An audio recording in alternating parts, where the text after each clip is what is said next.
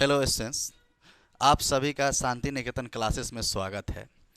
जैसे कि आपको बताया गया था कि फिजिक्स, केमिस्ट्री और मैथ का क्लास 12th का जो है एक एक चैप्टर्स कंप्लीट कराया गया, तो उसी के सीरीज में जो है ये लेक्चर्स लेके आया गया है। हम आपके फिजिक्स के फैकल्टी हैं, तो हम फिजिक्स का जो आप बिहार बोर्ड से हैं या सीबीएसई बोर्ड से हैं या आईसीएसई बोर्ड से हैं, क्लास 12th का एक से शुरू से लेकर के लास्ट तक जो चैप्टर्स आएंगे उस सारे ही चैप्टर्स को आपको कंप्लीट सॉल्यूशंस दिया जाएगा और ये आपका 12th का एक कंप्लीट स्ट्रैटेजी प्लानिंग आपको दिया जाएगा। तो जैसे कि एसेंस आप सभी को पता है कि अगर हम किसी चीज़ को स्टार्ट करते हैं तो उसका एक प्लानिंग स्ट्रैटेजी होता है। तो इस लेक्चर्स में, this is my first lecture, तो इस लेक्चर्स में हम लोग ये देखेंगे कि एक सिलेबस पैटर्न क्या है। सिलेबस तो इम्पॉर्टेंट है ही है, साथ में हम लोग ये भी देखेंगे कि इस सिलेबस का कैसे हम इसको प्लानिंग करें। प्लानिंग इसलिए ज़रूरी है स्टूडेंट्स कि अगर आप किसी चीज़ को प्लानिंग के साथ जो है स्टार्ट करते हैं तो उसको आसान हो जाता है उसको कंप्लीट करना। तो इसी वजह से इस वाले लेक्चर्स में सिर्फ सिलेबस ही नहीं, थोड़ा सा स्ट्रैटेजी प्लानिंग भी हम लोग देख लेंगे कि किस तरीके से जो है हम लोग स्टार्ट करें और एंड किस तरीके से हम लोग कंप्लीट करेंगे, ताकि जो है आपका एक नॉलेज भी अच्छा से हो जाए। मतलब कुल मिला के बातें ये है स्टूडेंट्स कि इसमें हम लोग पूरा एनसीईआरटी का कंप्लीट जो है सॉल्यूशंस देखेंगे। तो जो स्टूडेंट्स नीट का प्रिपरेशंस कर रहे हैं, वो 12th में है, या जेई एडवांस के लिए जो है, तो वो स्टूडेंट्स के लिए जितना बेसिक्स जो नॉलेज है, जो हम लोग जानते भी हैं कि एनसीईआरटी का सिलेबस कंप्लीट करना, उसका कंसेप्ट लेना, which is very very important. और हम काफ़ी दिनों से ऑफलाइन में पढ़ा भी रहे हैं, तो हमको इस चीज़ का आइडिया भी है कि बेसिक्स कंप्लीट होना कितना इंपॉर्टेंट है। तो स्टूडेंट्स आप लेक्चर्स में बने रहें, साथ में 12th का होता ही रहेगा, पूरा कंप्लीट तो हम देंगे ही, और एक आपका बेसिक्स नॉलेज भी जो है उसके लिए बन जाएगा। तो हम लोग ये लेक्चर्स को स्टार्ट करते हैं। सबसे पहले जल्दी से जो है हम आपको एक बता देते हैं कि एक मैप बता देते हैं कि कौन कौन से चैप्टर्स आपका आने वाला है अकॉर्डिंग टू एनसीईआरटी, और फिर हम आपको बताएंगे कि इसका जो है किस तरीके से हम लोग प्लानिंग करेंगे, और उसी प्लानिंग पे जो है हम आपको, ये मेरा वादा है कि लास्ट तक जो है आपके सारी चीज़ें कंप्लीट कराया जाएगा, और लास्ट में जो है सेंस आपका टेस्ट का भी स्ट्रैटेजी प्लानिंग बना दिया जाएगा। तो सेंस आज हम लोग देखेंगे फिजिक्स का सिलेबस।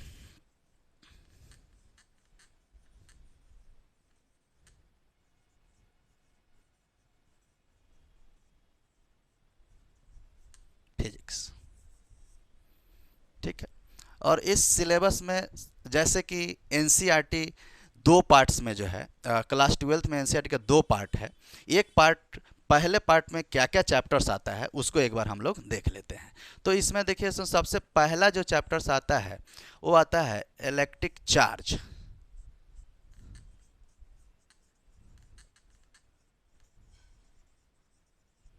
चार्ज, ठीक है, यानी कि इलेक्ट्रिक चार्ज, और साथ में जो है इसी में जोड़ देता है एंड फील्ड, ठीक है, यानी electric charge and electric field आता है, ठीक है। अब ये इलेक्ट्रिक चार्ज और फील्ड जो है इलेक्ट्रोस्टैटिक्स का ही पार्ट है, जो दो यूनिट में डिवाइड किया गया है आपको एनसीईआरटी में।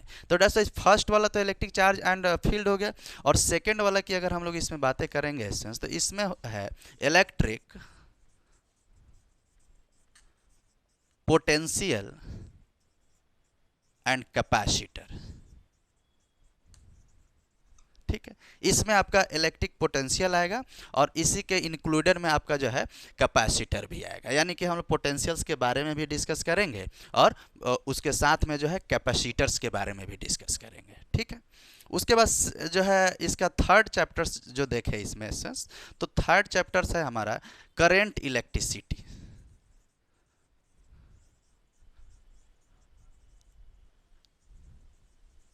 सिटी। थर्ड हो गया आपका करंट इलेक्ट्रिसिटी। अभी सबके बारे में थोड़ा सा डिस्कस भी करेंगे, एक बार जो हम आपको जल्दी से बता दें कि कौन कौन से और चैप्टर्स इसमें आने वाले हैं। साथ में आ जाएगा एसेंस मैग्नेटिज्म, और मैग्नेटिज्म को दो यूनिट्स में अगेन डिवाइड किया गया है। एक जो डिवाइड किया गया है magnetic effect of current,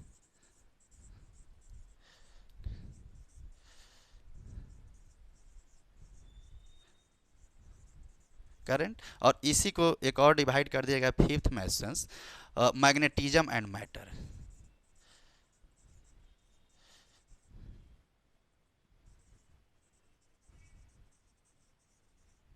matters, ठीक है। ये आपका 5 यूनिट हो गया। इसमें और भी आने वाले हैं आंसर्स। एक नेक्स्ट जो है हम लोग देखेंगे 6 में, जो है इसका जो है आ जाता है अल्टरनेटिंग करंट, यानी कि alternating current, it means AC. और साथ में जो है डिवाइडेड तो है एसेंस अलग है, लेकिन साथ में अगर देखा जाता है तो इसी में आ जाता है एसेंस 6 नंबर में जो है इलेक्ट्रोमैग्नेटिक इंडक्शन, इलेक्ट्रोमैग्नेटिक इंडक्शन, ठीक है। और लास्ट इसमें आता है एक और एसेंस 7 8, यानी 7 हो गया तो 8 आ गया essence EMI, electromagnetic wave.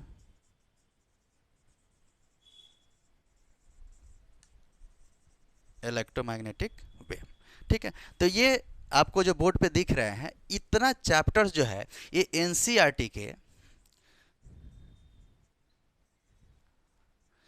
Part first में जो है फर्स्ट का ये सिलेबस है, ठीक है सर। तो इसमें अब एक बार हम लोग ये देख लेते हैं कि एक आपको चैप्टर्स तो आपको होगा, इसको आप स्क्रीनशॉट ले लीजिएगा। और दूसरा जो है इसमें ये देख लेंगे कि आखिर इसमें थोड़ा सा डिस्कस करेंगे ताकि क्या क्या चीज़ें इसमें पढ़ना है, एक प्लानिंग स्ट्रेटजी क्या होगा। तो देखिए सर, अगर हम इलेक्ट्रिक चार्ज और इलेक्ट्रिक पोटेंशियल्स की बातें करें तो ये स्टूडेंट्स अगर हम लोग बातें करें तो ये इलेक्ट्रोस्टैटिक्स का पोर्शन है, इलेक्ट्रोस्टैटिक, ठीक है। ये इलेक्ट्रोस्टैटिक्स को ही एनसीईआरटी 2 पार्ट्स में डिवाइड किया गया है, और नाम से ही यहाँ पे पता चल रहा है सुन कि देखिए सुन, यहाँ पे इलेक्ट्रो का मतलब क्या हो जाता है सुन, चार्ज से रिलेटेड, चार्ज, और इसका मतलब हो गया सुन रेस्ट। यानी कि इस दोनों चैप्टर्स में इलेक्ट्रोस्टैटिक यानी इलेक्ट्रिक चार्ज एंड फील्ड या इलेक्ट्रिक पोटेंशियल एंड कैपेसिटर में हम लोग चार्ज के बारे में स्टडी तो करेंगे ही, लेकिन चार्ज उस कंडीशन में चार्ज एट रेस्ट पे रहेगा, यानी कि चार्ज आपका रेस्ट में है उसका स्टडी यदि करेंगे तो वो किस में आएगा सर, इलेक्ट्रोस्टैटिक्स, यानी इस दोनों चैप्टर्स में आने वाले हैं, ठीक है। अब नेक्स्ट जो है सर, अगर हम लोग चार्ज एट रेस्ट में बातें करें तो अब होता क्या है सर कि नेक्स्ट जब आगे बढ़ते हैं तो ये आता है आपका करंट इलेक्ट्रिसिटी। तो इसमें भी हम लोग इस कंडीशंस में अब आपका चार्ज जो है, चाहे वो आपका करंट इलेक्ट्रिसिटी हो, चाहे आपका मैग्नेटिक इफेक्ट ऑफ करंट हो इसमें, या मैग्नेटिज्म एंड मैटर हो, ये आगे वाले जो भी हमारा आ रहा है इसमें चार्ज आपका जो है मोशन में रहेगा, यानी कि हिंदी में बात करें तो धारा का प्रवाह होगा इसमें, यानी आवेश इसमें वो कंडीशंस में रहेगा, फ्लो कंडीशंस में रहेगा। यानी कि इसमें जो हम लोग स्ट्रेटजी करेंगे, जो स्टडी हम लोग का होगा वो एक स्ट्रेटजी रहेगा कि उसका स्टडी करेंगे कि चार्ज हमारा मोशंस में है। तो ये इसमें जो है हमारा ये हो गया। उसके बाद देख लीजिए सो इसमें साथ में इलेक्ट्रोमैग्नेटिक इंडक्शन भी हो गया। और ये जो है इलेक्ट्रोमैग्नेटिक वेव एक छोटा चैप्टर है जो पार्ट फर्स्ट में तो दिया है, लेकिन इसका थोड़ा सा रिलेशन जो है इलेक्ट्रोमैग्नेटिक वेव का वो पार्ट सेकेंड से है। तो पार्ट सेकंड से है सर, यानी कि सेकंड में क्या क्या चैप्टर्स आएंगे एक बार हम लोग उसका भी स्ट्रेटजी देख लेंगे कि पार्ट सेकंड में क्या आएगा, उसमें क्या पढ़ना है, और उसी में हम डिस्कस कर देंगे सर कि इलेक्ट्रोमैग्नेटिक वेव में जो है क्या डिस्कस हम लोग को करना है, ठीक है सर। तो अभी इसको जो है इरेज कर देते हैं, एक बार आप लोग ले लीजिए सर, ठीक है। हाँ, स्क्रीनशॉट ले लीजिए।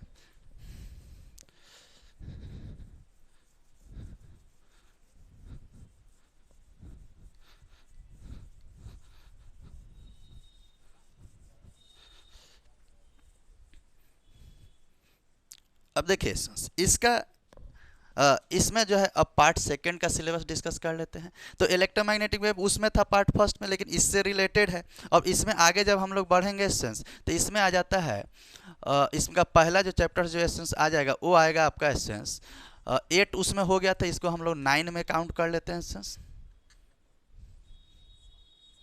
यानी कि ये आएगा ऑप्टिक्स, यानी सबसे पहले आएगा रे ऑप्टिक्स, ठीक है।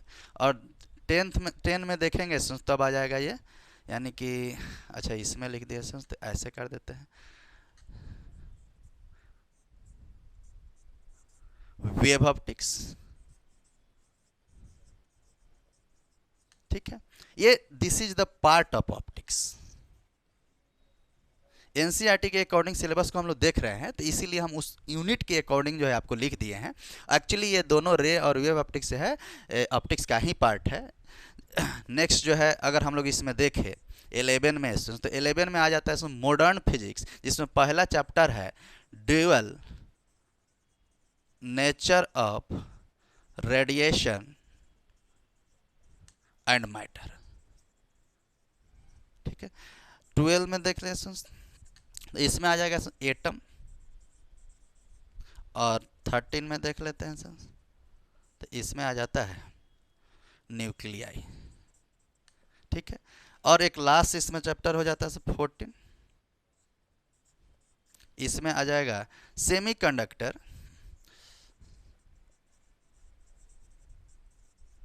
अब देखिए सर, ये सेमीकंडक्टर है, इसमें इलेक्ट्रॉनिक डिवाइसेस वगैरह के बारे में भी जो है हम लोग इसमें स्टडी कर लेते हैं। अब आता है कि देखिए सर, एक तो रे ऑप्टिक्स और वेव ऑप्टिक्स आप लोग क्लास 10th में इसमें देखे होइएगा, ये लाइट से रिलेटेड है, यानी कि लाइट का क्या फिनोमिनन है, जैसे रिफ्लेक्शन ऑफ लाइट जो मिरर वगैरह में हम लोग देखे थे, 10th में आप लोग देखे होइएगा। फिर उसके बाद जो है रिफ्रैक्शंस वगैरह, कुछ इसमें इंस्ट्रूमेंटल के स्टडी भी करेंगे, लाइक डेट की माइक्रोस्कोप, टेलीस्कोप, सिंपल माइक्रोस्कोप, ये सारी चीज़ें जो है सबका स्टडी रे ऑप्टिक्स में करेंगे।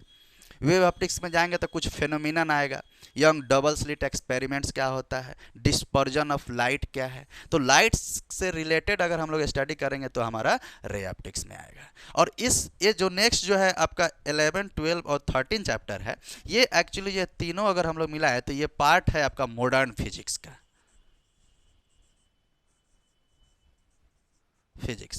तो तीनों ही ये मॉडर्न फिजिक्स के अंदर आता है। मॉडर्न फिजिक्स के अंदर इसका बहुत सारा, जैसे लेट सपोज कीजिए जो है कोई मैटर है, तो उसका जो है वेव नेचर्स के बारे में डिस्कस किए, पार्टिकल नेचर्स के बारे में डिस्कस किए, तो उसमें उसका जो स्टडी हम लोग देखेंगे तो वो हम लोग देख लेंगे किसमें, मॉडर्न फिजिक्स के अंदर। ठीक है, और इसी जब हमने वेव की बातें किया तो उस वेव का कैसे डिस्कवरी, मतलब किस तरीके से वो डिस्कवरी में आया, वो फिनोमिनन कैसे हैपनिंग हुआ, किनके द्वारा वो दिया गया था, तो उसी का स्टडी किस में हम लोग देख लेते हैं सर, इलेक्ट्रोमैग्नेटिक वेव में देख लेते हैं। तो वो छोटा सा जो चैप्टर हमने बोला था, जैसे डिस्प्लेसमेंट करंट वगैरह क्या होगा, जैसे हम लोग बोलते हैं सर कि लाइट इज इलेक्ट्रोमैग्नेटिक वेव, तो वो स्टार्ट वहाँ से हो जाएगा। और इस सारे चैप्टर्स में जो है यानी कि dual nature of radiation and matter, atom और न्यूक्लियाई में इसको हम लोग देख लेंगे।